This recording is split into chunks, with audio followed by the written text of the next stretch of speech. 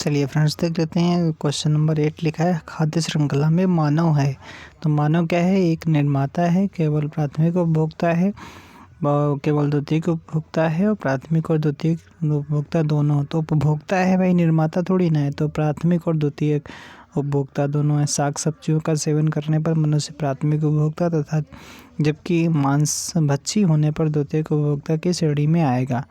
अगला है, समुद्री वातावरण में मुख्य प्राथमिक उत्पादक कौन होते हैं? तो ये होते हैं फाइटोप्लैंक्टन्स होते हैं। फाइटोप्लैंक्टन्स होते हैं। ये प्रकाश संश्लेषण की प्रक्रिया द्वारा ऊर्जा उत्पन्न प्राप्त करते हैं और पृथ्वी के वायुमंडल में उपस्थित ऑक्सीजन की अधिकतर मात्रा के लिए फाइटोप्लैंक्टन ही उत्तरदायी होते हैं। अच्छा, अगला है, पारिस्थितिकी तंत्र के जैविक घटकों में कौन सा उत्पादक घटक है? ऐसा कौन सा है जो उत्पादक घटक है? तो उत्पादन जो करता है तो प्लांट्स ही जो है वो भाई उत्पादक हैं। जैविक घटकों में हरे पौधे उत्पादक घटक के अंतर्गत आते हैं। हरे पौधे सूर्य के प्रकाश का उपयोग करके प्रकाश संश्लेषण की वृद्धि द्वारा अपना आहार स्वयं निर्मित करते हैं। प्रथम पोषक स्तर के अंतर्गत आते हैं कौन? तो ये हरित पादप आते हैं। कौन से? ग्रीन प्लांट्स आते हैं। जैविक एवं अजैविक घटकों के मध्य बिचौलिया का कार्य करते हैं। उनका क्या नाम होता है? उनका नाम होता है उत्पादक होता है। जो जैविक घटक और अजैविक घटकों के मध्य बिचौलिया का काम करते हैं, उन्हें क्या कहते हैं? उन्हें कहते हैं उत्पादक कहा जाता है। चलिए, अगला क्वेश्चन कहता है, निम्नलिखित कथनों पर विचार कीजिए। भाई करते हैं। कहता है, सुपोषी स्तर पर उत्पादन को प्राथमिक उत्पादकता कहा जाता है। बिल्कुल सही बात है। द्वितीयक उत्पादकता का संदर्भ परिपोषी स्तर के उत्पादन से होता है। ये भी सही है। तो यानी दोनों चीज़ें सही हैं। चलिए अगले क्वेश्चन पे चलते हैं। अगला क्वेश्चन यहाँ से कुछ लिखा है फिलहाल। ये सुपोषी घटक एक परिपोषी घटक होते हैं। सुपोषी घटक वे होते हैं जो प्रकाश संश्लेषण तथा रासायनिक संश्लेषण द्वारा अपना आहार स्वयं निर्मित करते हैं। यह प्राथमिक पोषक या उत्पादक कहलाते हैं। द्वितीयक उपभोक्ता परपोषी जंतु होते हैं जो सुपोषित वस्तुओं पौधों प्राथमिक उत्पादक द्वारा उत्पन्न जैविक तत्वों से अपना आहार ग्रहण करते हैं। तृतीयक उपभोक्ता प्रायः द्वितीयक उपभोक्ता द्वारा उत्पन्न पौधे जैविक तत्वों से अपना आहार प्राप्त करते हैं। जिसे इस प्रकार भी समझा जा सकता है, जैसे लिखा है। देखो भाई, समझना चाहो समझ लो। ये लिखा है, देखो, प्लांट्स होते हैं उत्पादक होते हैं। पहले सन की लाइट पड़ती है भाई, ये लोग अपना भोजन बना लेते हैं। फिर क्या होता है? चल रहा है कि नहीं वीडियो? हाँ ठीक है, चल तो रहा है। फिर क्या होता है? फिर ये होता है आपका द्वितीय प्राथमिक उपभोक्ता और शाकाहारी। और शाकाहारी जो होते हैं वो इसको खाते हैं, प्लांट्स को, हरी पत्तियों को, ये सब कुछ खाते हैं। फिर शाकाहारियों को कौन खाते हैं? मांसाहारी। मांसाहारियों को कौन खाते हैं? वो शीर्ष मांसाहारी खाते हैं। ठीक है, अब आगे देखते हैं। कहता है, सही सुमेलित कौन सा है? पर्वत है, सर्वाधिक स्थायी पारितंत्र है। फिर लिखा है अजैविक अवयव जीवाणु लिखा है। और हरे प्लांट्स होते हैं पारिस्थितिकी तंत्र में आते हैं। और वर्षा जो ग्लोबल वार्मिंग। तो आपका जो बिल्कुल सटीक आंसर है वो हरे प्लांट्स हो जाएंगे। पारिस्थितिकी तंत्र में इनका सही रोल होता है। बाकी आपका जो लिखा है सर्वाधिक स्थायी पारितंत्र महासागर को माना जाता है, लेकिन लिखा है क्या? इन्होंने पर्वत माना है। गलत, यहाँ पर नहीं, वाला गलत। जीवाणु जैविक अवयव होते हैं। ग्लोबल वार्मिंग के लिए जलवाष्प जिम्मेदार होता है। जलवाष्प CO2 और मीथेन आदि गैसें उत्तरदायी होती हैं। लिखा है क्या इन्होंने? वर्षा लिखा है, ग्लोबल वार्मिंग नहीं, गलत हो जाएगा। तो आपका जो सही आंसर है केवल सी वाला सही है। लिखा गया, पारितंत्र में खाद्य श्रृंखलाओं के संदर्भ में निम्नलिखित में से किस प्रकार के जीव अपघटक जीव कहलाता है या कहलाते हैं? तो ये हो जाता है कवक। और जीवाणु जो होते हैं वो जैव अपघटक कहलाते हैं। और विषाणु जो होते हैं वो जैव अपघटक नहीं होते हैं। जो बैक्टीरिया और कवक होते हैं वही केवल आपके पारितंत्र में जैव अपघटक कहलाते हैं। चलिए अगले क्वेश्चन पे चलते हैं। कुछ पढ़ना चाहें? जैव अपघटक क्या होते हैं? वे जीव होते हैं जो अपचय या सड़न की प्रक्रिया को तेज करते हैं जिससे पोषक तत्वों का पुनः चक्रीकरण हो सके। अपघटक निर्जीव कार्बनिक तत्वों और अकार्बनिक तत्वों को तोड़ते हैं। सूक्ष्म जीवों की एक विस्तृत किस्म जैसे फफूंद है, जीवाणु है, गोलकृमि है, प्रोटोजोआ है, कछुआ है आदि वो भूमिका अदा करते हैं। चलिए अगला कह रहा है कौन सा एक आहार श्रृंखला का सही क्रम है। तो ये हो जाता है डाइटम, क्रस्टेशियाई और हेरिंग। बस ऐसे याद कर लो, डाइटम, क्रस्टेशियाई और हेरिंग। ये लिखा है देखो, डाइटम लिखा है शपोषी, फिर क्रस्टेशियाई शाकाहारी उपभोक्ता, हेरिंग मतलब मांसाहारी। ऊर्जा का प्रवाह क्या होता है, इसमें बस इतना याद रखना 10% का ऊर्जा प्रवाह एक दूसरे से, मतलब ऊर्जा का जो प्रवाह होता है एक दिशी होता है, 10% होता है केवल एक दूसरे से, ऐसे लिखा होगा। ये देखो लिंडेमान ने दिया था 10% का नियम। इसके अनुसार क्या है, शाकाहारी जंतु उत्पादक की शुद्ध प्राथमिक उत्पादकता का 10% भाग ही अपने में संचित करता है। जब कोई मांसाहारी जंतु इस शाकाहारी जंतु को खाता है तो वह शाकाहारी की 10% ऊर्जा संचित करता है। इस प्रकार कड़ी इस खाद्य कड़ी के प्रत्येक स्तर प्रथम, द्वितीय, तृतीय, सर्वश्रेष्ठ श्रेणी के स्तर पर उपभोक्ता केवल 10% ही क्या कर पाता है, 10% ही उपभोग कर पाता है।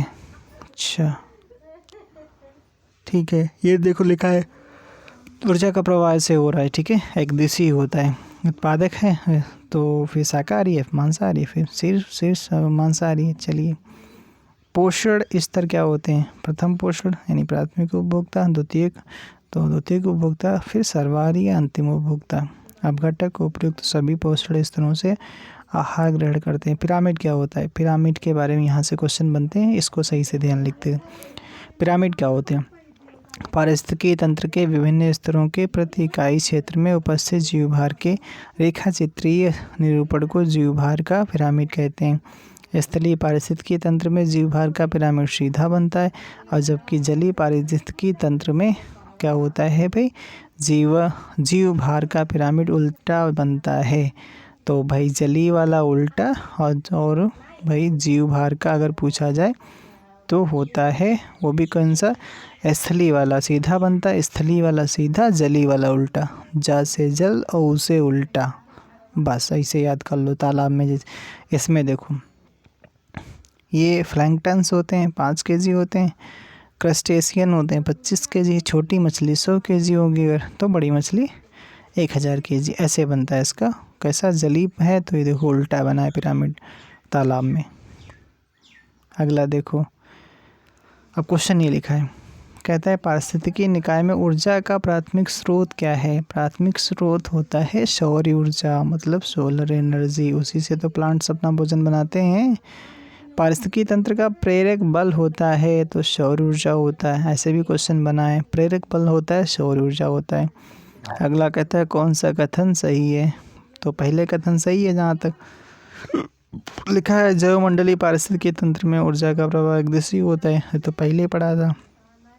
दूसरे में लिखा है चक्रीय होता है, नहीं। फिर तीसरे में लिखा है बढ़ते पोषण स्तर के साथ ऊर्जा का सापेक्षिक क्षय घटता जाता है। प्राकृतिक पारिस्थितिकी तंत्र में बढ़ते पोषण नहीं, प्रगामी बढ़ते पोषण स्तर में, ये भी गलत है। तो अगला देख लेते हैं, कहता है 10% नियम किससे संबंधित है। तो ऊर्जा के प्रवाह से संबंधित है। तो ऊर्जा का खाद्य के रूप में एक पोषी स्तर से दूसरे पोषी स्तर तक पहुंचना, यही नियम कहलाता है 10% का नियम। चलिए भाई 10% का नियम क्या है, समझना चाहो समझ लो।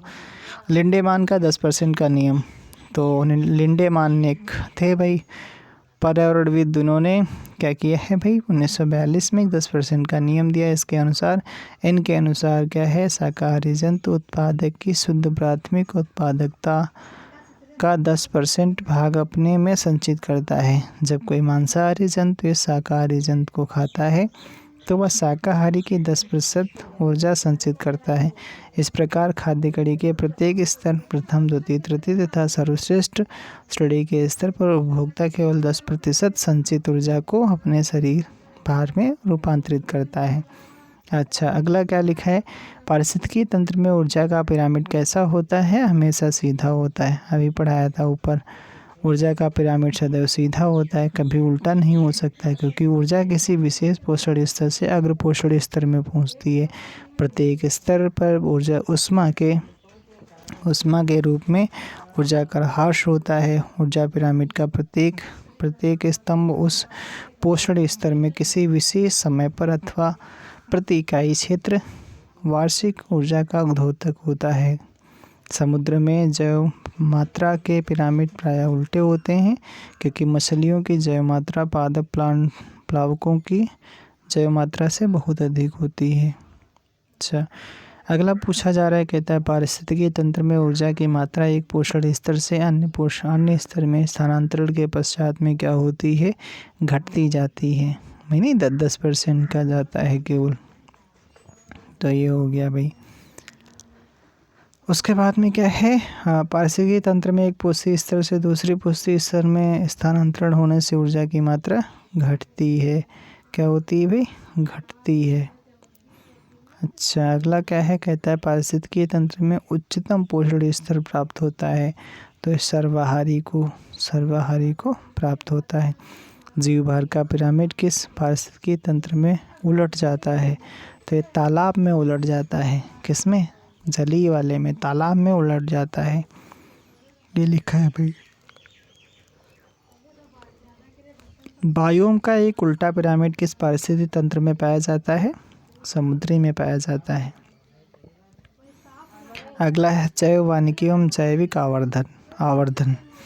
तो जैव वानिकी अर्थात बायोनॉमिक्स शब्द बायो तथा नॉमिक्स शब्दों से मिलकर बना है। बायो शब्द का तात्पर्य जीव या जीवन से है, जबकि नॉमिक्स ग्रीक शब्द नॉमस से उत्पन्न है, जिसका अर्थ है नियम। अच्छा, जैव वानिकी कुछ इधर भी लिखा है। हाँ, इस प्रकार बायोनॉमिक्स शब्द का शाब्दिक अर्थ है जीवन के नियम। चलिए, जैव आवर्धन क्या होता है? जैव आवर्धन का मतलब होता है कि जब कुछ प्रदूषक आहार श्रृंखला के साथ सांद्रता में बढ़ते जाते हैं और ऊतकों में जमा हो जाते हैं, तो इस घटना को जैव आवर्धन कहते हैं। DDT जैसे प्रदूषक जैव अनिम्नीकरण होते हैं। इनका एक बार अवशोषण होने के पश्चात उत्सर्जन द्वारा बाहर निकलना लगभग असंभव हो जाता है। DDT एक ऐसा रसायन है जिससे जैविक रूप से नष्ट नहीं किया जा सकता है। खाद्य श्रृंखला में DDT का सांद्रण प्रथम स्तर पर सबसे कम, द्वितीय स्तर पर सबसे अधिक, तृतीय स्तर पर सबसे अधिक होता है। खाद्य स्थल पारितंत्र में चूँकि सांप एक तृतीय उपभोक्ता है, अतः DDT का सांद्रण सांप में सबसे अधिक होता है। ये सामान्यतः जीवों के वसा वाले ऊतकों में जमा होते हैं। DDT एक कीटनाशक है। अब चलते जैव वानिकी के संबंध में कथनों पर सही है। तो इसका पहला कहता है कि यह इसका शाब्दिक अर्थ जीवन का प्रबंधन। दूसरा कहता है यह पारिस्थितिकी का पर्याय है। तीसरा कहता है यह प्राकृतिक तंत्रों के मूल्य पर बल देता है, मानव तंत्रों को प्रभावित करते हैं। तो सही बात है, यही आपका सही है। ठीक है, तो 2 और 3 वाले ऑप्शन इसमें सही हैं, बाकी पहला वाला ऑप्शन गलत है, क्योंकि इसका अर्थ होता है जीवन के नियम है, और इसका शाब्दिक अर्थ होता है जीवन के नियम, यही होता है। और उन्होंने क्या लिखा है? जीवन का प्रबंधन। तो पहला वाला ऑप्शन गलत है, बाकी 2 और 3 सही है। चलिए, पारिस्थितिकी तंत्र में DDT का समावेश होने के बाद निम्नलिखित में से किस एक जीव में उसका संभवतः अधिकतम सांद्रण प्रदर्शित होगा? तो पारिस्थितिकी तंत्र में DDT का समावेश होने के बाद निम्नलिखित में से किस एक जीव में उसका संभवतः अधिकतम सांद्रण प्रदर्शित होगा? तो कौन होगा भाई? इसमें होगा सांप। अभी जस्ट सांप वाला ही तो देखा गया था इसमें। चलिए, जैव भू रासायनिक चक्र एवं जैविक अनुक्रमण, यहाँ से क्वेश्चन क्या बने हैं देखते हैं भाई। तो पारिस्थितिकी तंत्र में अजैविक तत्वों के जैविक प्रावस्था में परिवर्तन तथा इन जैविक तत्वों के अजैविक रूप में पुनरागमन के प्रारूप को जैव भू रासायनिक चक्र कहते हैं। अच्छा, इसमें क्या होता है? प्रकृति में नाइट्रोजन होते हैं, फास्फोरस होते हैं, कार्बन इत्यादि तत्वों के जैव भू रासायनिक चक्र पाए जाते हैं। 2 प्रकार के होते हैं, गैसीय चक्र, एक औषधि चक्र। गैसीय चक्र में ऑक्सीजन है, नाइट्रोजन है। अवसादी में क्या होता है? कैल्शियम होता है, फास्फोरस होता है, सल्फर होता है, पोटेशियम होता है। चलिए, ध्यातव्य है कि जल चक्र को ओडम ने गैसीय चक्र में सम्मिलित किया है। ओडम ने। चलिए, फिर क्या लिखा है? फिर यहाँ से सब कुछ छोड़ते हुए आगे बढ़ते हैं। पहले देखते हैं क्वेश्चन क्या बने हैं इनसे। चलिए, क्या लिखा है? ये लिखा है, पारिस्थितिकीय तंत्र में तत्वों के चक्रण को क्या कहा जाता है? जैव भू रासायनिक चक्र कहा जाता है। जैव भू रासायनिक चक्र कहा जाता है। पारिस्थितिकीय तंत्र में तत्वों के चक्रण को क्या कहते हैं? जैव भू रासायनिक चक्र कहते हैं। अच्छा, उसके बाद कहता है जैव भू रासायनिक चक्रों में से किसमें चट्टानों का अवक्षय चक्र में प्रवेश करने वाले पोषक तत्व के निर्मुक्त होने का मुख्य स्रोत है? तो ये हो जाता है फास्फोरस चक्र में। किसमें? फास्फोरस चक्र में हो जाता है। किसमें होता है भाई? फास्फोरस चक्र में हो जाता है। चट्टानों का अपक्षय चक्र में प्रवेश करने वाले पोषक तत्व के निर्मुक्त होने का जो मुख्य स्रोत होता है फास्फोरस चक्र में होता है। आगे चलते हैं। घास स्थलों में वृक्ष पारिस्थितिकी अनुक्रमण के अंश के रूप में किस कारण घासों को प्रतिस्थापित नहीं करते हैं? तो ये हो जाता है जल की सीमाओं एवं आग के कारण। जल की सीमाओं एवं आग के कारण घास स्थलों में घास वर्षा के अधिकतर जल को पौधों की जड़ों तक पहुंचने से पूर्व ही अवशोषित कर लेती है। साथ ही आग लगने आदि कारणों से घास स्थलों की भूमि पथरीली और बंजर हो जाती है। चलिए, अगला क्या कहता है? एक जैविक अनुक्रमण की प्रावस्थाओं का सही क्रम क्या है? तो नग्नीकरण है, प्रवास है, आस्थापन है, फिर प्रतिक्रिया होगी, फिर स्थिरीकरण होगा। यही तो है। अभी देखो ये लिखा तो है। पहले होगा ये नग्नीकरण, फिर होगा प्रवास, फिर आस्थापन, फिर प्रतिक्रिया, फिर स्थिरीकरण।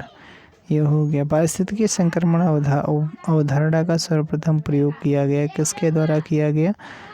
तो ये किया गया भाई साहब किसके द्वारा? तो बी वाला ऑप्शन है इनका। कौन थे बी वाले में? बेनेट द्वारा। बेनेट है भैया, बेनेट पारिस्थितिकी संक्रमण अवधारणा दिया बेनेट द्वारा दिया गया। चलिए, तो पढ़ना से पढ़ लेते हैं। पारिस्थितिकी संक्रमण अवधारणा का सर्वप्रथम प्रयोग जॉन डब्ल्यू बेनेट द्वारा किया गया। इन्होंने यह अवधारणा वर्ष 1976 में प्रकाशित अपने पुस्तक the ecological transition, cultural anthropology and human adaptation में प्रस्तुत किया है। समुदायों का पूर्णक्रम जो क्रमशः एक निश्चित स्थान पर बदलता है कहलाता है सीयर कहलाता है। क्या कहलाता है? सीयर कहलाता है। अच्छा, चलिए, पारिस्थितिकी आंदोलन है जो सबसे इम्पोर्टेंट को इसमें बनता है चिपको आंदोलन से। चिपको आंदोलन पेड़ों की कटाई को रोकने के लिए किया गया एक महत्वपूर्ण आंदोलन था। 26 मार्च 1974 को गौरा देवी के नेतृत्व में महिलाएं वृक्षों से चिपक कर खड़ी हो गई थी। पेड़ों को नहीं काटने दिया। 70 के दशक का यही आंदोलन पर्यावरण संरक्षण की मिसाल बन गया। नर्मदा बचाओ आंदोलन नर्मदा नदी के ऊपर बनाई गई बहुउद्देशीय बांध परियोजना को रोकने के लिए किया गया था। एपिको आंदोलन दक्षिण भारत का पर्यावरण संरक्षण से संबंधित है। यह कर्नाटक में आरंभ हुआ था। चलिए, कहता क्या है? पारिस्थितिकी स्थायी मितव्यता है यह किस आंदोलन का नारा है? तो चिपको आंदोलन का नारा है। चिपको आंदोलन पेड़ों की कटाई को, चिपको आंदोलन के बारे में देख लेते हैं, इनसे क्वेश्चन ही बनाए। तो चिपको आंदोलन पेड़ों की कटाई को रोकने के लिए किया गया एक महत्वपूर्ण आंदोलन था। इस आंदोलन का नारा था पारिस्थितिकी स्थायी मितव्यता है। चिपको आंदोलन मूलतः उत्तराखंड के वनों की सुरक्षा के लिए वहां के लोगों द्वारा 1970 के दशक में आरंभ किया गया। लोगों ने पेड़ों को गले लगाकर ताकि उन्हें कोई काट न सके। आलिंगन चिपको आंदोलन के नाम से जाना जाता है। आलिंगन चिपको आंदोलन के नाम से जाना जाता है। चिपको आंदोलन संबंधित है पादप संरक्षण से। फिर क्या लिखा है? पारिस्थितिकी, ये तो इतने यार इसमें दिया है, तो इतने से क्या हो देखें, क्वेश्चन F11 ये 41, तो यहाँ पर होगा ये 42 होगा, F42 इतना ही दे रखा है यार, बताते हैं घटना चक्र क्या। फिर अगला क्वेश्चन क्या है, चिपको आंदोलन संबंधित है पादप संरक्षण से, ठीक है। अगला पारिस्थितिकी पदछाप एवं मिलेनियम इकोसिस्टम असेसमेंट, देखते हैं इसमें क्या है। इसमें मोटर वाहन उत्सर्जन है, ऐसे सीवेज है, विद्युत ऊर्जा, जल उपयोग, ऐसे कुछ दिया गया है। इससे क्वेश्चन पे ही सीधे चलते हैं, क्वेश्चन वाले पोर्शन पे चलते हैं। चलिए भाई, कहता है पारिस्थितिकी पदछाप के माप की इकाई क्या है, तो भूमंडलीय हेक्टेयर, क्या है, भूमंडलीय हेक्टेयर। चलिए ठीक है। अगले क्वेश्चन पे, एक मनुष्य के जीवन को पूर्ण रूप से धारणीय करने के लिए आवश्यक न्यूनतम भूमि को क्या कहते हैं, तो इसे पारिस्थितिकी पदछाप कहते हैं। ये लिखा है भाई, क्या, एक मनुष्य के जीवन को पूर्ण रूप से धारणीय करने के लिए आवश्यक न्यूनतम भूमि को क्या कहते हैं, पारिस्थितिकी पदचाप कहते हैं। अच्छा, अगला देखो, निम्नलिखित में से कौन सा कथन कार्बन के सामाजिक मूल्य पद का सर्वोत्तम रूप से वर्णन करता है, तो कौन सा करता है, ए वाला करता है। इसी को पहले पढ़ लेते हैं। कहता है प्रदत्त वर्ष में 1 टन CO2 के उत्सर्जन से होने वाली दीर्घकालीन क्षति को दिखाया गया है। इसमें कार्बन के सामाजिक मूल्य पद का सर्वोत्तम रूप का वर्णन करता है यही, ठीक है। अच्छा, मिलेनियम सिस्टम जो होता है, मिलेनियम इकोसिस्टम असेसमेंट पारिस्थितिकी तंत्र की सेवाओं के लिए प्रमुख वर्गों का वर्णन करता है। व्यवस्था, समर्थन, नियंत्रण, संरक्षण और सांस्कृतिक कौन सी एक समर्थन सेवा है, तो एक है पोषण चक्रण एवं फसल परागण, ये हो जाता है। चलिए अगला क्वेश्चन देख लेते हैं। अगला क्वेश्चन है आपका, अब चलते हैं पारिस्थितिकी तंत्र पे, इकोसिस्टम पे।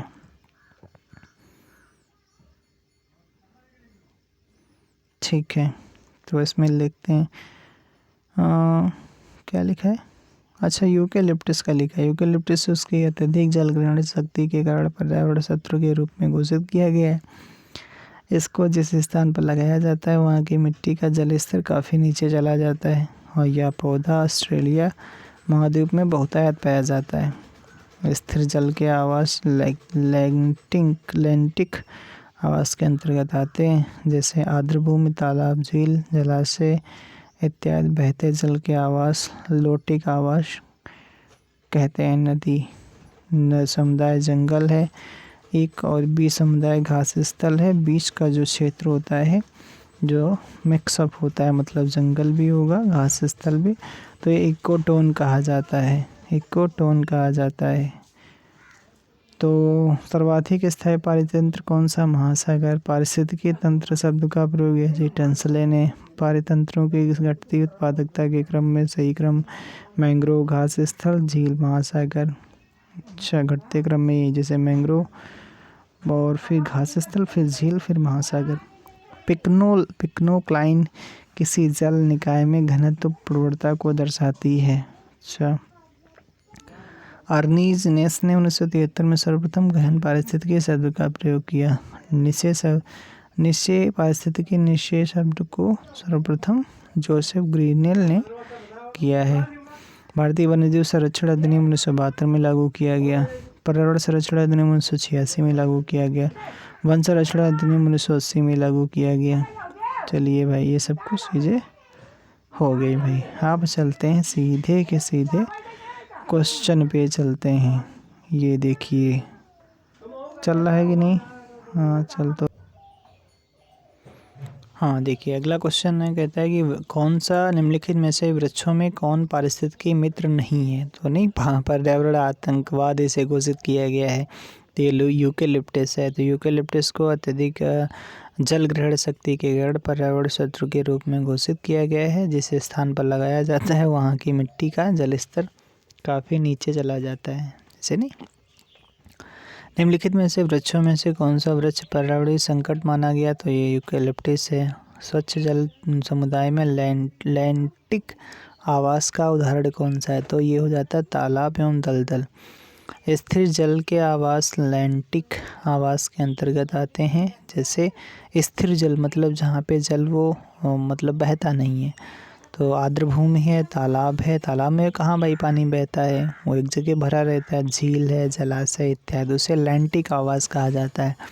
दो समुदायों के बीच का संक्रांति क्षेत्र क्या कहलाता है? ये भी बताया था, इकोटोन कहलाता है। क्या? इकोटोन कहलाता है। चलिए अगला कहता है क्वेश्चन आपसे,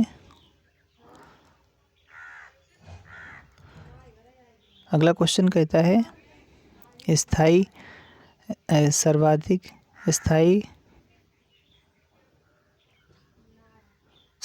स्थायी पारितंत्र कौन सा है? तो महासागर है। सबसे स्थायी पारिस्थितिकी तंत्र कौन सा है? समुद्री है। सबसे स्थायी समुद्री है।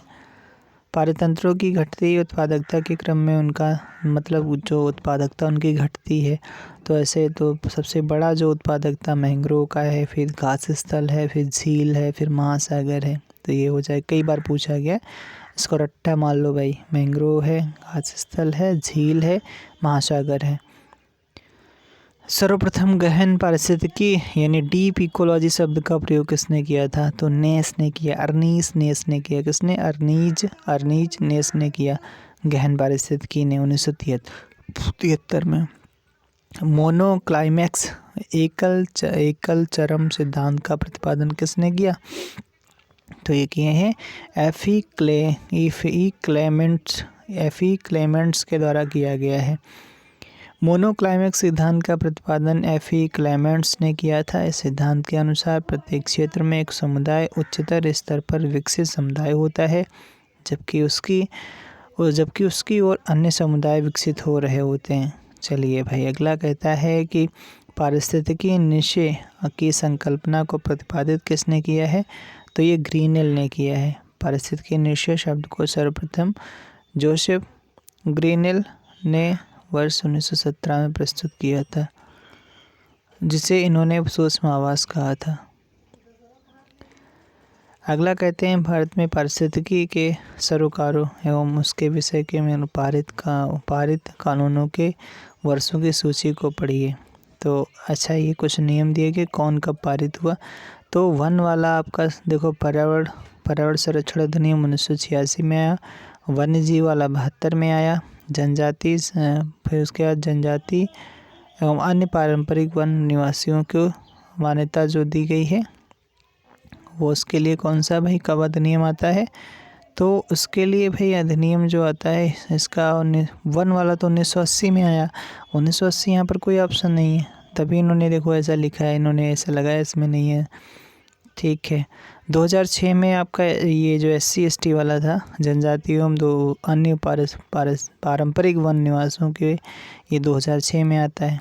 चलिए, किसी जल निकाय में घनत्व प्रवणता को दर्शाता है, तो ये फिक्नोक्लाइन कहलाता है। फिक्नोक्लाइन जल निकाय में घनत्व प्रवणता को दर्शाती है, फिक्नोक्लाइन।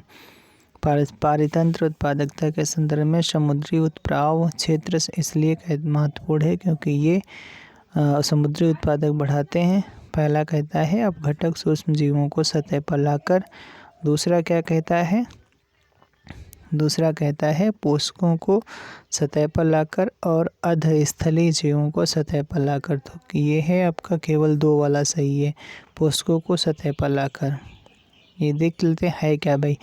समुद्री उत्प्रवाह एक ऐसी घटना है जिसमें वायु प्रवाह द्वारा समुद्र की सतह पर विद्यमान गर्म पोषक रहित जल को सघन ठंडे एवं पोषक तत्वों से परिपूर्ण जल द्वारा स्थानांतरित कर दिया जाता है। समुद्री उत्प्रवाह की घटना से पोषक पदार्थ समुद्री सतह पर आ जाते हैं, जिससे समुद्री उत्पादकता में वृद्धि हो जाती है। ठीक है, अच्छी बात है।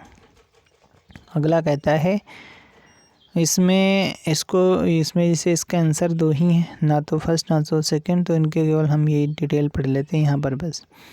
पारिस्थितिकी संवेदी क्षेत्र वे क्षेत्र हैं जिन्हें पर्यावरण संरक्षण अधिनियम 1986 के तहत घोषित किया गया है। ये कथन यह कथन असत्य है। कृषि को छोड़कर सभी मानव क्रियाओं का निषेध नहीं है, बल्कि कुछ पर प्रतिबंध लगाया गया है, कुछ को विनियमित किया गया है, अतः कथन नंबर 2 असत्य है, इसलिए डी उपयुक्त सही होगा। अच्छा, अगला कहता है कि इसमें क्या है भाई, इसमें पूछा जा रहा है कि पारिस्थितिकी के विविध अवयव आपस में एक दूसरे पर निर्भर नहीं है। ये तो निर्भर हैं भाई, तो ये गलत है। मानव क्रियाओं से वातावरण प्रभावित होता है, बिल्कुल, तो ये कारण सही है, यानी आर सही है, बाकी ए वाला गलत है, यही आंसर हो जाएगा। अगला चैप्टर ही चालू हो गया, जैव विविधता। क्या जैव विविधता हो गया भैया। चलिए, जैव विविधता अल्फा, बीटा, गामा नामक श्रेणियों में विभाजित की जाती है। यह विभाजन 1960 में व्हिटेकर ने किया था। चलिए भाई, तो इसको अब चलते हैं, कुछ और भी है। बायोडाइवर्सिटी के रूप में सर्वप्रथम W.C. रोजन ने प्रयोग किया था। अच्छा, चलो ये सब कुछ हो गया भाई। और अच्छा ठीक है भाई, और क्वेश्चन भी चलेंगे। हाँ, क्वेश्चन भी चलते हैं। जैव विविधता को परिभाषित किया जाता है तो किसी भी पर्यावरण में विभिन्न प्रजातियों की श्रेणी को जैव विविधता के रूप में रखा जाता है। तो ये हो गया। जैव विविधता मापने के गणितीय सूचकांकों में कौन सा एक स्थानीय स्तर पर किसी समुदाय आवासीय क्षेत्र में माध्य प्रजाति विविधता को दर्शाता है? तो ये अल्फा सूचकांक। फिर से देखना, जैव विविधता मापने के गणितीय सूचकांक की बात करते हैं अल्फा सूचकांक। कौन सा एक ऐसा स्थानीय स्तर पर किसी समुदाय आवासीय क्षेत्र में मध्य प्रजाति विविधता को दर्शाता है? तो अल्फा सूचकांक को दर्शाता है। बीटा सूचकांक स्थानीय क्षेत्रीय विविधता का अनुपात होता है, जबकि गामा सूचकांक किसी दृश्य की संपूर्ण विविधता को दर्शाता है। जैव विविधता का अर्थ क्या है? तो एक निर्धारित क्षेत्र में विभिन्न प्रकार के पादप एवं जंतुओं को ही जैव विविधता के रूप में या फिर इसी का अर्थ होता है। अच्छा, अगला क्या है? अगला क्वेश्चन, जैव विविधता का सबसे महत्वपूर्ण पहलू कौन सा है? पारिस्थितिकी तंत्र का निर्वहन हो जाता है, यही सबसे महत्वपूर्ण अंग होता है।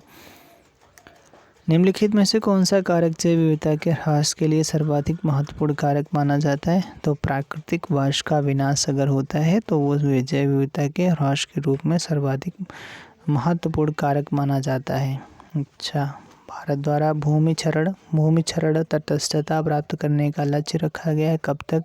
तो रखा गया 2030 तक। कब रखा गया था? तो COP 14 सम्मेलन नई दिल्ली में जब हुआ था तब रखा गया था। 2030 तक भूमि क्षरण तटस्थता का लक्ष्य निर्धारित किया गया। बायोडाइवर्सिटी शब्द का प्रयोग किसने किया था? रोसेन ने किया था, वॉल्टर जी रोसेन ने किया था। ये हो गया। अगला चलते हैं भाई, अगला है, कहता है जैव विविधता शब्द की रचना किसने की थी? तो वॉल्टर जी रोसेन ने किया था। संयुक्त राष्ट्र संघ ने किसे 2011 से 2020 के लिए दशक निर्दिष्ट किया है? तो ये जैव विविधता दशक के रूप में 2011 से 2020 को किया था। अच्छा, संयुक्त राष्ट्र संघ ने दशक 2011 से 2020 को घोषित किया है, तो जस्ट अभी आया था भाई। तो क्या हो जाएगा? जैव विविधता का दशक घोषित किया गया। भारत का प्रथम national centre for marine biodiversity किस शहर में स्थित है?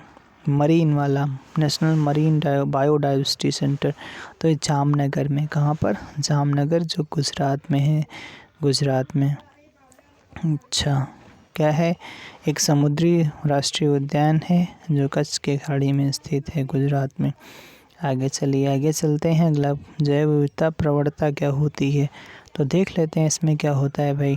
कहता है जैव विविधता हर क्षेत्र में एक जैसी नहीं पाई जाती है। सही बात है, यह उस क्षेत्र की जलवायु, मृदा, एक मिनट भाई,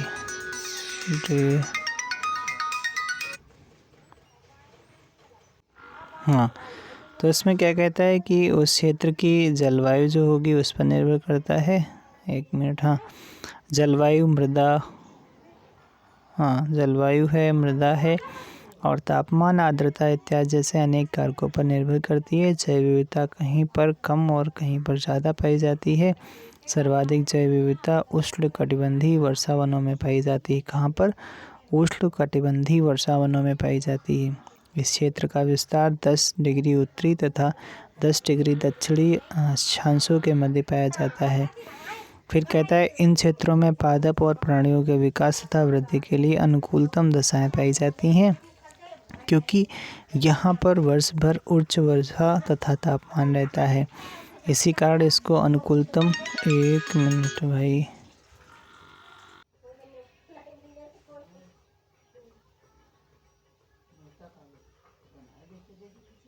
ठीक है, तो देख लेते हैं आगे। कहता है जैव विविधता, एक मिनट थोड़ा नेट बंद करते हैं, ठीक है। कहता है जैव विविधता पृथ्वी पर समान रूप से वितरित नहीं है। जैव विविधता ध्रुवों से भूमध्य रेखा की तरफ बढ़ती है, अर्थात ध्रुवों पर जैव विविधता कम और भूमध्य रेखा पर जैव विविधता अधिक होती है, ठीक है। इसके बाद ये फिगर दिखाया गया, कोई बात नहीं, सब चीज़ें इसमें देख लेना, ठीक है। और क्या है यहाँ पर, इसमें क्या लिखा है, ये तो भी पढ़े थे। इसमें लिखा है उदाहरण के लिए केरल के स्थित शांत घाटी में प्रचुर जैव विविधता पाई जाती है। केरल के पलक्कड़ ज़िले में 12 सेंटीमीटर लंबी तथा 7 सेंटीमीटर चौड़ाई के विस्तृत क्षेत्र हैं। इसकी अवस्थिति के बायोस्फीयर ये सब कुछ पाया जाता है। वर्तमान में शांति घाटी को बायोस्फीयर रिजर्व घोषित कर दिया गया है। इस घाटी को वर्ष 1984 में नेशनल पार्क घोषित किया गया था। साइलेंट वैली परियोजना का संबंध केरल राज्य से है। फूलों की घाटी उत्तराखंड के चमोली जिले में स्थित है। इसके अतिरिक्त हिमाचल प्रदेश भी जैव विविधता की दृष्टि से अत्यंत समृद्ध है। इसका कारण है यहाँ जीव भौगोलिक क्षेत्रों का सम्मिलन होना। चलिए अब चलते हैं क्वेश्चन पे। कहता है कि सर्वाधिक जैव विविधता कहाँ पाई जाती है, तो ये अभी पढ़ा था, उष्णकटिबंधीय वर्षावनों में पाई जाती है। अच्छा, ये हो गया। सर्वाधिक जैव विविधता पाई जाती कहाँ पर, तो उष्णकटिबंधीय वर्षावनों में पाई जाती है। सर्वाधिक जैव विविधता पाई जाती है उष्णकटिबंधीय वर्षावनों में पाई जाती है।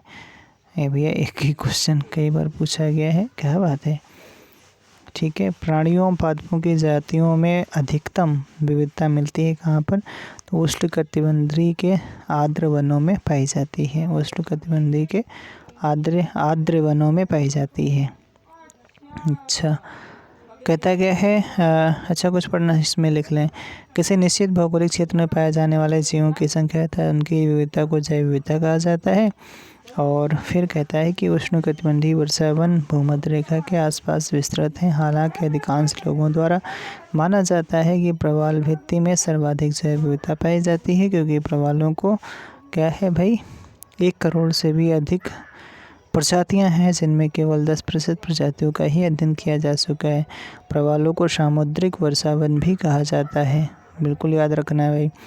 कहता क्या है कि निम्नलिखित पारिस्थितिकी तंत्रों में किसमें प्रजातीय विविधता सापेक्षता काफ़ी अधिक होती है, तो ये उष्णकटिबंधीय वर्षावन में भी होती है और कोरल रीफ में भी होती है। तो इसके बी और सी ऑप्शन सही है। अब आयोग ने क्या माना होगा भाई पता नहीं, ठीक है। जैव विविधता में परिवर्तन होता है, कब होता है, तो भूमध्य रेखा की तरफ बढ़ते हैं तब होता है, क्योंकि जब ध्रुवों की तरफ जाते हैं तो घटती है भूमध्य रेखा में। अच्छा, जैव विविधता घटती है, ये सब कुछ अभी ऊपर बढ़ा था। जैव विविधता के बारे में पढ़ लेते हैं थोड़ा। जैव विविधता भूमध्य रेखा की तरफ बढ़ती है। जैव विविधता पृथ्वी पर समान रूप से वितरित नहीं है। सर्वाधिक जैव विविधता उष्णकटिबंधीय क्षेत्रों में तथा निम्न जैव विविधता ध्रुव में पाई जाती है। इसका कारण यह है कि उष्णकटिबंधीय क्षेत्रों में गर्म जलवायु होती है, अधिक वर्षा होती है, पादप तथा प्राणियों के विकास तथा वृद्धि के अनुकूलतम दशाएं पाई जाती हैं, और इसके विपरीत ध्रुवों में उष्णकटिबंधीय क्षेत्रों की तरह दशाएं उपलब्ध नहीं हैं। अगला कहता है कौन सा कथन सत्य नहीं है। कहता है भूमध्य रेखा से ध्रुवों की ओर जाति विविधता में वृद्धि होती है। अच्छा, सही नहीं है, जब ध्रुवों की ओर जाते हैं तो वृद्धि होती है, नहीं, गलत है, तो पहले वाला गलत है, ये वाला टिक कर दो। उष्णकटिबंधीय क्षेत्रों की अपेक्षा अधिक जातियों की आश्रय देते हैं, बिल्कुल सही बात है। उसके बाद में क्या कहता है, विशालतम जैव विविधता अमेजनी वर्षा वनों में पाई जाती है। ठीक है। जातीय विविधता शीतोष्ण क्षेत्रों से ध्रुवों की ओर घटती जाती है। बिल्कुल सही बात है। अगला, जैव विविधता पाई जाती है कहाँ पर? शांत घाटी में पाई जाती है। फूलों की घाटी कहाँ? उत्तराखंड में है। ठीक है, ये लिखा भी है सब कुछ। केरल के पलक्कड़ जिले में। शांत घाटी कहाँ स्थित? केरल में। साइलेंट वैली कहाँ पर? केरल में। ये लिखा है साइलेंट वैली परियोजना 1984 में। अब तो क्या है, बायोस्फीयर रिजर्व घोषित कर दिया गया। फूलों की घाटी कहाँ पर है? उत्तराखंड में। Flower of valley of flowers, ठीक है, उत्तराखंड के चमोली ज़िले में। अच्छा, अगला क्वेश्चन क्या कहता है? कहता क्या है आपसे भाई? कहता है कि हिमालय पर्वत प्रदेश जातीय विविधता की दृष्टि से अत्यंत समृद्ध है। इस समृद्धि के लिए निम्नलिखित में से कौन सा कारण सबसे उपयुक्त है? तो यह विभिन्न जीव भौगोलिक क्षेत्रों का संगम है। यही हो जाएगा, क्योंकि लिखा क्या है ऊपर वाला? पहला ऑप्शन लिखा है कि यह अधिक वर्षा होती है और प्रचुर वनस्पति वृद्धि को बढ़ावा देती है। यह क्षेत्र में देशज एवं अतिक्रामक जातियाँ प्रवेश नहीं कराई गई हैं। यहाँ मनुष्य का कम हस्तक्षेप है। तो जो क्लियर आंसर है इसका ये है, कहता है कि यह विभिन्न जीव भौगोलिक क्षेत्रों का संगम है, इस वजह से। अगला क्वेश्चन कहता है क्या है आपसे? कहता है निम्नलिखित कथनों पर विचार कीजिए। करते हैं भाई विचार जब करेंगे तो इसमें देखिए क्या लिखा है कि उच्चतर अक्षांशों की तुलना में निम्नतर अक्षांशों में जैव विविधता सामान्यतः अधिक होती है। अच्छा, ठीक है, बात तो सही है। जैसे नहीं 0 डिग्री, फिर ये 1, 2 ऐसे बढ़ा होगा उसमें, तो 0 डिग्री भूमध्य रेखा होती है, तो उस पर तो जैव विविधता ज़्यादा होती है। पर्वतीय प्रवणताओं में उच्चतर उन्नतांशों की तुलना में निम्नतर उन्नतांशों में जैव विविधता सामान्यतः अधिक होती है। बिल्कुल सही बात है भाई, दोनों कथन सही हैं। ठीक है, अगला क्वेश्चन देख लेते हैं। अगला क्वेश्चन, जैव विविधता हॉटस्पॉट, ये क्या होता है? जैव विविधता हॉटस्पॉट क्या होता है? जैव विविधता हॉटस्पॉट ऐसे स्थल को कहा जाता है जहां पर जातियों की पर्याप्तता तथा स्थानीय जातियों की अधिकता पाई जाती है, लेकिन साथ ही इन जीव जातियों के अस्तित्व पर निरंतर संकट बना हुआ है। और हॉटस्पॉट शब्द का सर्वप्रथम प्रयोग नॉर्मन मॉयर्स ने सन 1988 में किया। जैव विविधता हॉटस्पॉट केवल उष्णकटिबंधीय प्रदेशों में ही नहीं बल्कि उच्च अक्षांशीय प्रदेशों में भी पाए जाते हैं। भारत में 4 जैव विविधता हॉटस्पॉट स्थल हैं, जैसे ये हैं, लिखा है पूर्वी हिमालय, पश्चिमी घाट, म्यांमार भारत सीमा एवं सुंडालैंड ये हैं, और अंडमान निकोबार द्वीप समूह भारत म्यांमार सीमा तथा सुंडालैंड का ही भाग है। तो ये हो गए 4 हॉटस्पॉट क्षेत्र। फिर कहता है पूर्वी हिमालय जो है जैव विविधता हॉटस्पॉट स्थलों में शामिल है। इसके अतिरिक्त भूमध्य सागरीय बेसिन, दक्षिण पश्चिमी ऑस्ट्रेलिया भी शामिल है इसमें। कंजर्वेशनल इंटरनेशनल्स क्या है? इसके द्वारा जैव विविधता से संबंधित प्रखर स्थलों की अद्यतन सूची जारी की गई है। विश्व के 36 स्थल सूचीबद्ध हैं, जिसमें भारत के पश्चिमी घाट सहित श्रीलंका तथा पूर्वी हिमालय क्षेत्र का नाम उल्लेख है। ठीक है भाई, कहता क्या है? ये सब पढ़ने की क्या ज़रूरत है, आगे देख लेते हैं भाई। क्वेश्चन पे चलते हैं क्या? चलो क्वेश्चन ही पे चलते हैं। कहता क्या है? निम्नलिखित क्षेत्रों पर विचार कीजिए। कहता है जैव विविधता के क्या है भाई, 1 मिनट रुको।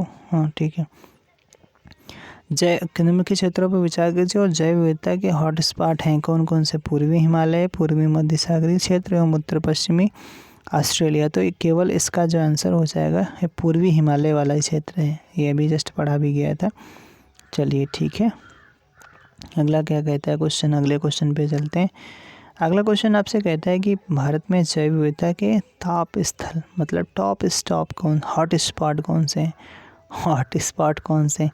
तो ये पूर्वी हिमालय और पश्चिमी घाट। ठीक है, कंजर्वेशनल इंटरनेशनल द्वारा जैव विविधता से संबंधित प्रखर स्थलों की सूची जारी की, जिसमें विश्व के 36 स्थल सूचीबद्ध हैं। भारत के पश्चिमी घाट सहित श्रीलंका तथा पूर्वी हिमालय क्षेत्र का नाम उल्लेख है। फरवरी 2016 में CEPF द्वारा उत्तरी अमेरिका के तटीय मैदान तथा 36वां जैव विविधता हॉटस्पॉट घोषित किया गया। इसी अमेरिका के तटीय मैदान। अगला आपसे कहता है कि जैव विविधता हॉटस्पॉट केवल उष्णकटिबंधीय क्षेत्रों में ही स्थित हैं, ऐसा नहीं, गलत है ये। भारत में 4 जैव विविधता हॉटस्पॉट पूर्वी हिमालय, पश्चिमी हिमालय, पश्चिमी हिमालय, पूर्वी हिमालय ही है, पश्चिमी नहीं, तो पश्चिमी घाट तथा अंडमान निकोबार द्वीप, तो केवल ये दोनों ही गलत हैं, तो इसमें दोनों ही गलत हैं। इसमें पूर्वी हिमालय, पश्चिमी घाट एवं म्यांमार भारत सीमा सुंडालैंड ये है, अंडमान निकोबार द्वीप समूह भारत तथा सीमा सुंडालैंड का ही भाग है, तो बल्कि उच्च अक्षांशीय में भी पाए जाते हैं। ये हो गया आपके 4 वाले, ठीक है। पूर्वी हिमालय, पश्चिमी हिमालय तथा पूर्वी हिमालय, पश्चिमी हिमालय है भी, उसमें दोनों म्यांमार भारत सीमा तथा सुंडालैंड ये भी हैं। चलिए, भारत में जैव विविधता की दृष्टि से संतृप्त क्षेत्र कौन सा है, तो ये हो जाएगा पश्चिमी घाट है। चलिए भाई, कहता है जैव विविधता के संदर्भ में भारत में निम्नलिखित में से कौन सा क्षेत्र हॉट स्पॉट माना जाता है, तो हॉट स्पॉट माना जाता है अच्छा हॉट स्पॉट भाई ये तो कोई नहीं, अंडमान निकोबार द्वीप समूह माना जाता है। गंगा का मैदान अभी तक नहीं पड़ा है इसमें ऊपर, जो मध्य भारत नहीं, उपरोक्त में से कोई नहीं। हॉट स्पॉट शब्द का सर्वप्रथम प्रयोग नॉर्मन मायर्स ने 1988 में किया था। ऐसे स्थान को कहा जाता है जहाँ पर जातियों की पर्याप्तता तथा स्थानीय जातियों की अधिकता पाई जाती है, लेकिन साथ ही इन जीव जातियों के अस्तित्व पर निरंतर संकट बना रहता है, इस वजह से भाई, ठीक है। तो इसमें पूर्वी हिमालय होता है, पश्चिमी घाट होता है, और फिर क्या लिखा है, म्यांमार भारत सीमा और सुंडालैंड को हॉट स्पॉट का माना जाता है। अंडमान निकोबार म्यांमार भारत को सीमा सुंडालैंड का ही भाग है। अगला कहता है भारत के कौन सा क्षेत्र जैव विविधता का स्थल है प्राप्त है, तो ये पश्चिमी घाट है। कौन सा, पश्चिमी घाट हो जाएगा। अच्छा, भारत में जैव विविधता हॉटस्पॉट के रूप में पहचाना जाता है किसे, पश्चिमी घाट को माना जाता है। भारत में जैव विविधता हॉटस्पॉट माना जाता है पश्चिमी घाट। जैव विविधता प्रखर स्थल हॉटस्पॉट कौन सा है, तो इसमें देखिए भाई, इसका आंसर आपको चुनना है। पश्चिमी घाट है, प्रखर वाला पूछा जा रहा है। फिर उसके बाद में पूर्वी हिमालय, पश्चिमी भारत की बात नहीं करता है, पूर्वी घाट की बात नहीं करता है, पश्चिमी घाट की बात होती है और पूर्वी हिमालय की, यही सही है। अगला चलते हैं। अगला क्वेश्चन क्या कहता है आपसे, अगला क्वेश्चन कहता है जैव विविधता के संदर्भ में निम्नलिखित कौन सा क्षेत्र हॉटस्पॉट माना जाता है, तो ये आपका ये वाला पूर्वी हिमालय माना जाता है, पूर्वी हिमालय। पर्यावरण के संदर्भ में भारत में पाए जाने वाले हॉट स्पॉट हैं कौन कौन से हैं, तो भाई माना जाता है आपका पूर्वी हिमालय श्रृंखला और पश्चिमी घाट को माना जाता है, ठीक है। कौन सा एक बायोडाइवर्सिटी हॉटस्पॉट नहीं है, कौन सा नहीं है, पश्चिमी घाट तो है, हिमालय भी है, विंध्य वाला नहीं है, उत्तरी पूर्वी मैदान तो है इसमें। कहता है कि भारत के निम्नलिखित में से कौन सा जैव विविधता की दृष्टि से उत्तेजनशील स्थल के रूप में माने जाते हैं, तो आपका पश्चिमी घाट और कौन सा, और पश्चिमी हिमालय।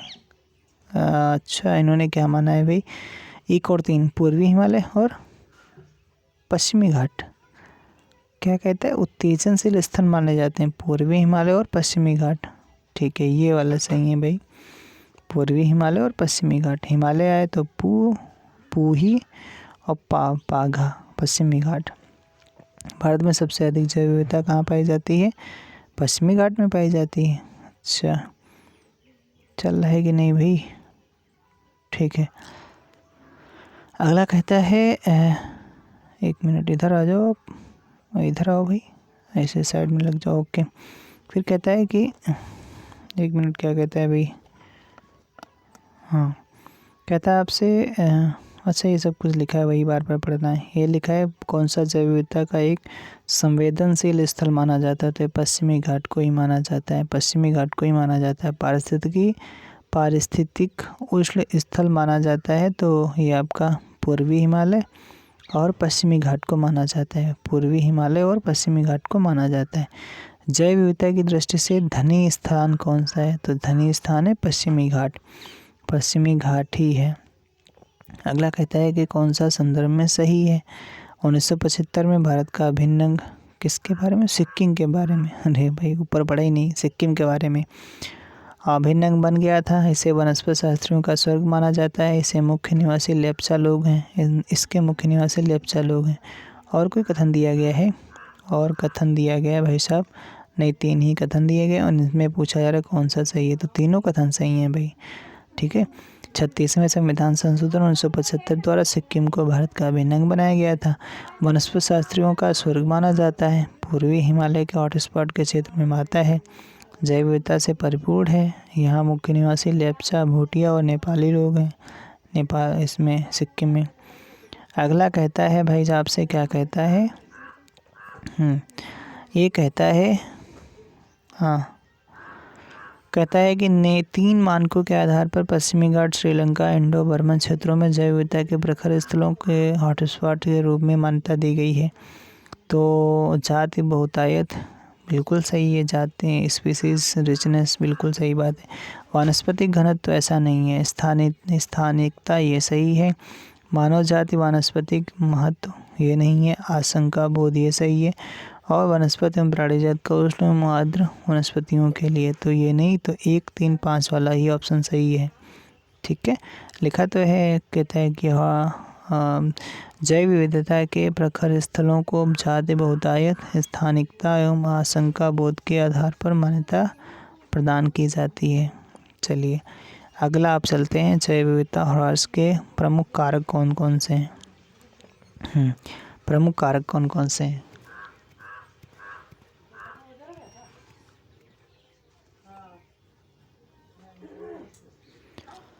तो इसमें देखते हैं भाई, कहता है कि जैव विविधता के ह्रास के नाश के प्रमुख कारण हैं प्राकृतिक आवासों का ह्रास हो जाना, प्राकृतिक संसाधनों का अतिदोहन हो जाना, विदेशी प्रजातियों का संक्रमण हो जाना, वन क्षेत्र या वनों की सघनता कम होना और कहता है औद्योगिकरण तथा वैज्ञानिक तरीके से खनन के साथ में अवैध शिकार होना या तस्करी।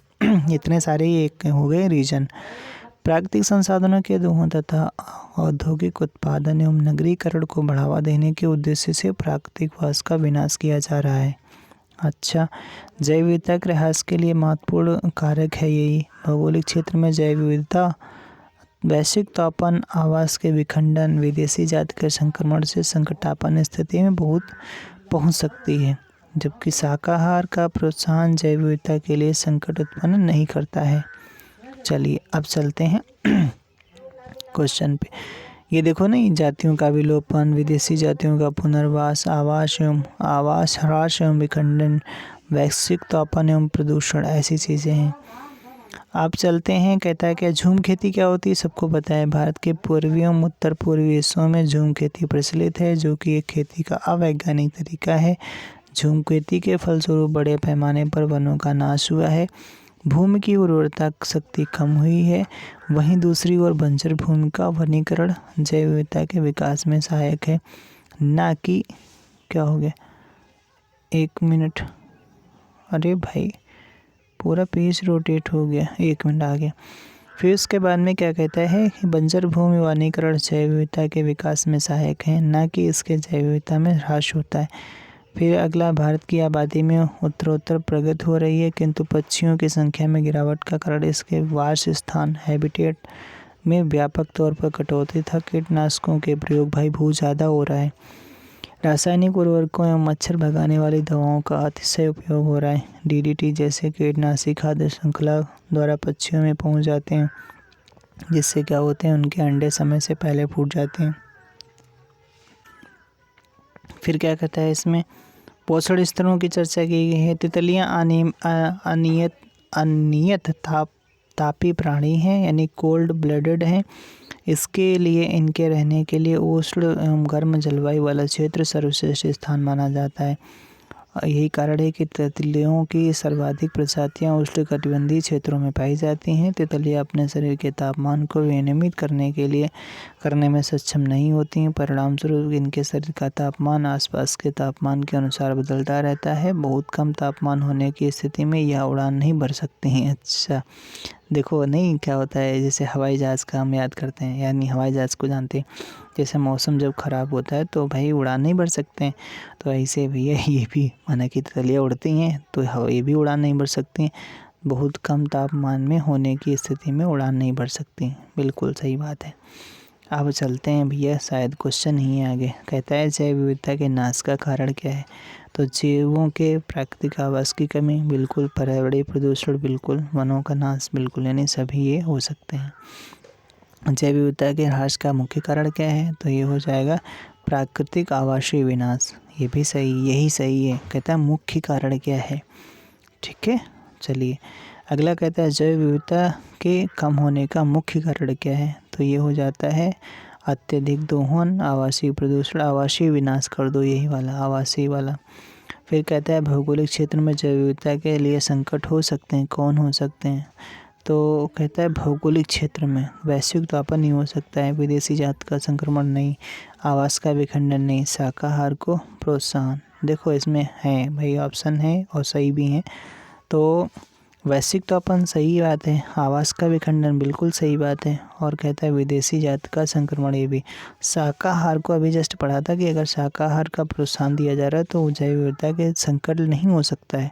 तो 4 वाला नहीं, बाकी यानी जितने भी 1 2 3 जिसमें वो सही है। तो ए वाला ऑप्शन सही है केवल, ठीक है। कहता है क्या ये लिखा तो है, देखो शाकाहार का प्रोत्साहन जैव विविधता के लिए संकट नहीं उत्पन्न कर सकता है, ठीक है। अगला देख लेते हैं, अगला क्वेश्चन क्या कहता है। कहता है कि निम्नलिखित में से किसी प्रदेश की जैव विविधता के लिए संकट हो सकते हैं। पहला देखते हैं, इसमें भी वही बिल्कुल सेम है। भूमंडलीय तापन सही बात है, तो दे सकता है। प्राकृतिक वास का विखंडन सही, विदेशी जातियों का आक्रमण ये भी सही, शाकाहार का प्रोत्साहन ये वाला गलत है। तो 1 2 3 जिसमें है वही वाला सही, सी वाला सही है। कहता है कि जैव विविधता के लिए बहुत बड़ा खतरा है। खतरा कैसे हो जाएगा? जब उनके प्राकृतिक आवास, वनस्पति का विनाश और झूम खेती। तो यही वाला आपका ऑप्शन सही हो जाएगा। अगला, यद्यपि भारत की जनसंख्या तीव्र गति से बढ़ रही है, ठीक है मानते हैं, किंतु पक्षियों की संख्या तेज़ी से घट रही है। क्यों घट रही है भाई? पहला ऑप्शन कहता है आपसे कि क्या कहता है भाई? पहला ऑप्शन कहता है कि शिकारियों की संख्या में असाधारण वृद्धि हुई है, इस वजह से। ऐसा तो नहीं, वृद्धि नहीं हुई है भाई। जैविक कीटनाशक तथा जैविक उर्वरक का बड़े पैमाने पर उपयोग हो रहा है, ये माना जा सकता है, सही है। पक्षियों के वास स्थान पर बड़े पैमाने पर कटौती हुई है। कीटनाशक, रासायनिक उर्वरक तथा मच्छर भगाने वाली दवाओं का बड़े पैमाने पर उपयोग हो रहा है। तो देखो 2 और 4 वाला तो सही है, 2 और 4 का ऑप्शन। तो इन्होंने क्या कहा है, इन्होंने पूछा क्या है, घट रही है, ऐसा क्यों है? तो 3 और 4 दिखा रहा है सही, पक्षियों के वासस्थान बड़े पैमाने पर कटौती हुई है। और कहता क्या है, कहता है 4 वाला भी सही। 2 वाले में गलती क्या है? कहता है कि जैविक कीटनाशक तथा जैविक उर्वरक का नहीं भाई, ये तो कहता है पैमाने पर उपयोग हो रहा है। तो जैविक उर्वरक तो बात हो रही, तो जैविक उर्वरक तो फ़ायदेमंद होते हैं, ये लिखा क्या है, ऐसे ही कुछ है इसमें। तो इसमें केवल यही वाला सही है, ठीक है। चलिए अगला क्वेश्चन क्या है। अगला क्वेश्चन कहता है भाई, क्या कहता है, कहता है कि उष्णकटिबंधीय क्षेत्रों में तितलियों की प्रजातियां सर्वाधिक संख्या में पाई जाती हैं, बिल्कुल सही। तितलियां कम तापमान में नहीं रह सकती, ये तो भी पढ़ा था। तो दोनों सही हैं, ठीक है। जैसे नहीं उड़ान नहीं भर सकती, ये बिल्कुल सही है। तितलियों के बारे में एक विशेष भाई एक अच्छी चीज़ है, और ये क्वेश्चन भी इन पे बन चुका है, तो इसको पढ़िएगा। क्या पढ़ना है इसमें, थोड़ा पढ़ लेते हैं और इसको थोड़ा कट करके वीडियो पूरा डाल देंगे।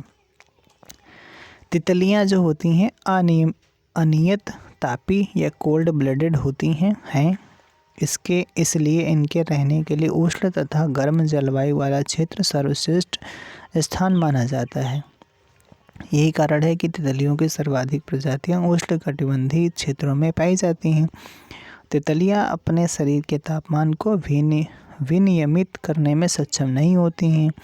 परिणामस्वरूप इनके शरीर का तापमान आसपास के तापमान के अनुसार बदलता रहता है। बहुत कम तापमान होने की स्थिति में यह उड़ान नहीं भर सकती हैं। तो ये हो गया इनकी फैक्ट के बारे में, तितलियों के बारे में। जैव विविधता को अधिकतम संकट है, किससे भाई संकट है? तो प्राकृतिक जब निवास की बात आएगी, बस वही आंसर टिक करना, वनस्पतियों के विनाश से और प्राकृतिक विनाश से, बस यही वाला। अगला चलते हैं। कहता है कौन सा एक उत्तराखंड में जैव विविधता के ह्रास का कारण नहीं है? सड़कों का विस्तार हुआ है भाई, ये तो है कारण। नगरीकरण, ये भी है। कौन सा नहीं है? बंजर भूमि का नवीकरण, तो बंजर भूमि का नवीकरण अगर किया जाएगा तो अच्छी बात है, उसमें कौन सी खराबी? कृषि का विस्तार, तो इसी वाला ऑप्शन सही है इसमें। कहता है कि कौन सा पारिस्थितिकी तंत्र की जैव विविधता की बढ़ोतरी के लिए उत्तरदायी नहीं है? जैव विविधता की बढ़ोतरी के लिए उत्तरदायी नहीं है, तो पोषण स्तरों की कम संख्या, ये नहीं है। बाकी तो हैं सब कुछ, जैसे पारिस्थितिकी तंत्र की उत्पादकता, मध्य व्यवधान, पारिस्थितिकी तंत्र की आयु, ये हो गया। तो अब यहाँ पे क्या है भाई? जैव विविधता का संरक्षण। चलिए इसके आगे भी फिर से